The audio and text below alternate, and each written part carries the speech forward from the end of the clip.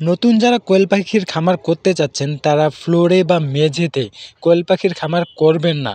করলেও কতটুকু লাভবান হবেন এবং কি কি সমস্যার সম্মুখীন হবেন, আর এইসব সমস্যার সমাধান কি, সকল কিছুই নিয়েই থাকতেছে এই ভিডিওতে। সম্পূর্ণ ভিডিও জুড়েই থাকবেন, কারণ হচ্ছে এই ভিডিওটি খুবই গুরুত্বপূর্ণ হতে চলেছে, কারণ আমার নিজের অভিজ্ঞতা থেকে শেয়ার করব সব কিছুই। আসসালামু আলাইকুম, বিসমিল্লাহ এগ্রো 2.0 ইউটিউব চ্যানেলে আপনাদের স্বাগতম। ফ্লোরে কোয়েল পাখি পালন না করে খাঁচায় কেন আপনি নতুন অবস্থায় কোয়েল পাখি পালন করবেন? সর্বপ্রথম কারণ যেটা হচ্ছে, দেখুন এই পানি পটগুলো যখন আপনি পাখিগুলোকে পানি খেতে দিবেন, ঠিক তখন কিন্তু ফ্লোরে এরকম একটা পরিস্থিতির শিকার হতে হয়। দেখুন কি পরিমাণে পানিগুলো নোংরা তারা করে ফেলছে। এই নোংরা পানি খাওয়ার ফলে কিন্তু তাদের ঠান্ডা লেগে যায় এবং হচ্ছে তারা কিন্তু রক্ত আমাশয় বা রক্ত পায়খানা কিন্তু করে থাকে এবং পাতলা পায়খানা করে থাকে। এর ফলে কিন্তু ঠান্ডা, কোয়েল পাখির যে রোগটা আছে সেটা হচ্ছে ঠান্ডাজনিত রোগ।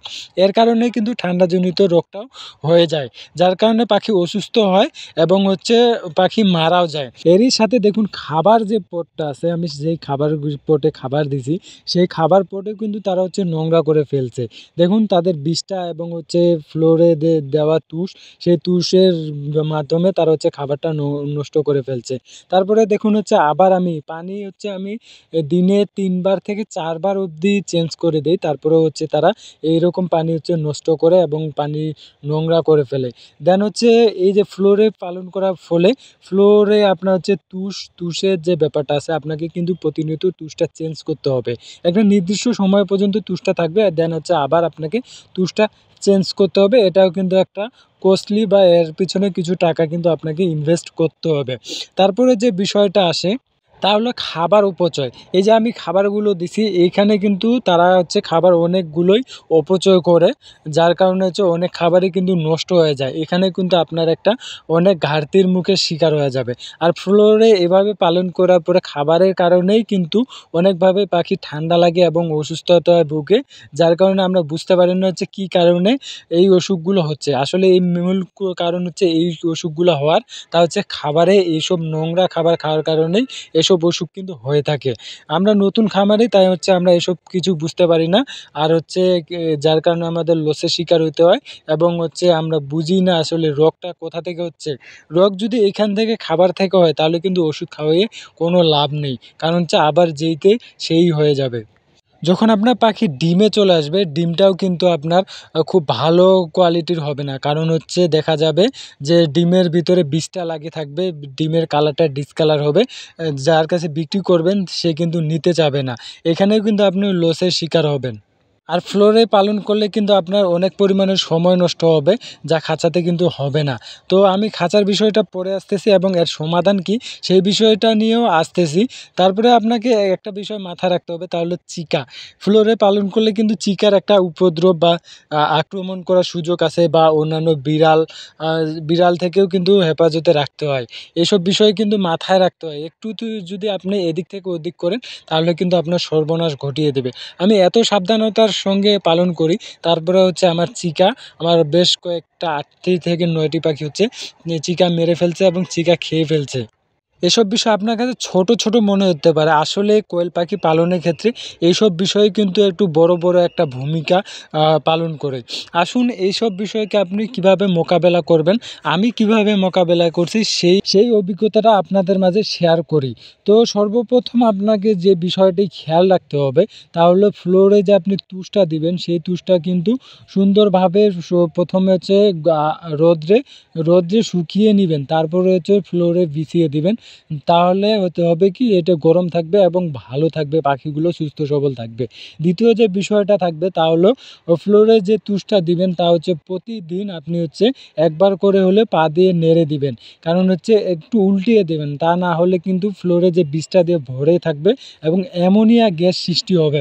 তো যখন আপনি এটা প্রতিদিন, এই দেখুন আমি প্রতিদিন হচ্ছে এটা নাড়ে দেই, যার কারণে হচ্ছে পাখিগুলো আরামে থাকতে পারে এবং হচ্ছে ভালো থাকে।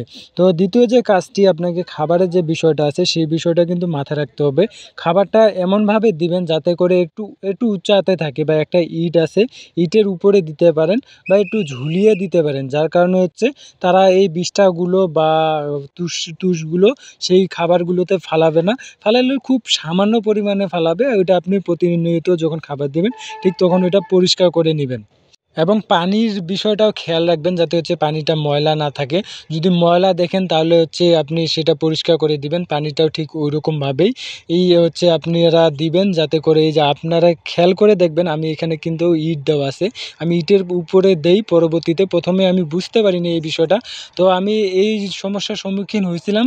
পরে হচ্ছে আমি এটাকে সমাধান করি। এইভাবে একটু উপরে দিলে তারা হচ্ছে এই খাবারগুলো নষ্টও করে না এবং হচ্ছে খুব সুন্দরভাবেই সবকিছুই থাকে। আর পারলে আপনারা হচ্ছে খাঁচাতে পালন করার চেষ্টা করবেন। আমিও এই পাখিগুলো খাঁচাতে শিফট করব। কারণ হচ্ছে খাঁচাতে আপনার সব দিক দিয়েই ভালো। রোগ বালাই থেকে শুরু করে সব কিছু দিয়েই আপনি হচ্ছে পাখিকে ভালো রাখতে পারবেন। পাখি যখন ভালো থাকবে আপনি সব কিছু দিয়ে বেনিফিট পাবেন। ডিম থেকে ডিমও বেনিফিট পাবেন। তো লাভবান যদি হইতে চান ভালো পরিমাণে, আমি যেই বিষয়টা খেয়াল করলাম বা আমি যেই বিষয়টা ফেস করেছি সেটা হলো খাঁচাতেই হচ্ছে সবথেকে ভালো হয়। তো তো আমিও শিফট হয়ে যাব খাঁচাতে।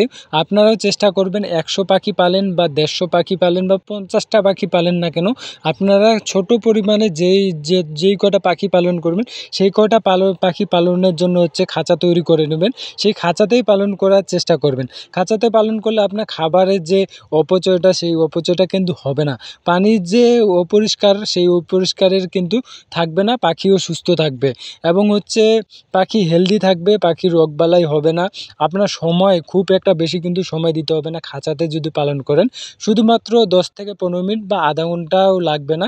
আপনি শুধু খাবার দিবেন বা পানিটা চেঞ্জ করে দেবেন। এতে আপনার পাখিও ভালো থাকবে, এতে আপনার প্রোডাকশনও ভালো থাকবে, এতে আপনার ডিমটা যে ডিমের কোয়ালিটিটা সেই কোয়ালিটিটাও কিন্তু ভালো পাবেন। তো যার ফলে আপনি হচ্ছে সব দিক দিয়েই সুবিধা পাবেন এবং সব দিক দিয়ে লাভবান হবেন। তাই বলব সবাই একটু খাঁচায় পালন করার চেষ্টা করবেন। আমার জন্য দোয়া করবেন। সবাই ভালো থাকবেন। আল্লাহ হাফেজ।